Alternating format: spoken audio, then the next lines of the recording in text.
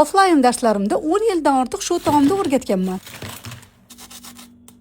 Ovozlar ishtahangizni ochdimi? Bugun retsepti bilan bo'lishmoqchiman. Kefir yoki qatiq, tuz va razrixichelni solib yaxshilab aralashtirib olamiz. Yog' va 2 ta tuxum solamiz. Aralashtirib olamiz, so'ng un solib yumshoqqina xamir qoramiz. Tayyor bo'lgan xamirni 20 daqiqaga tindirishga olib qo'yamiz. Nachinkasi uchun tovuq filesidan qiyma chiqarib olamiz, so'ng mayda qilib qirg'ichdan chiqarilgan piyoz, tuz va ziravorlarni solib yaxshilab aralashtirib olamiz. Singan xamirni xuddi manti, chuchvaralarga yoygandek qilib yupqa qilib yoyib chiqamiz. Kichikroq kosa yoki piyola bilan xuddi videoda ko'rsatilgandek qilib shakl berib chiqamiz. Qiyar uchun bizga suv, tuxum, yog' yaxshilab aralashtiramiz, tuz va un solamiz. Qiyarimiz tayyor bo'ldi. Yoyilgan va yumaloq qilib kesilib olingan xamirlarni o'rtasiga tayyor bo'lgan nachinkamizdan qo'yib chiqamiz va ustidan tayyor salomka pechenalarini qo'yamiz.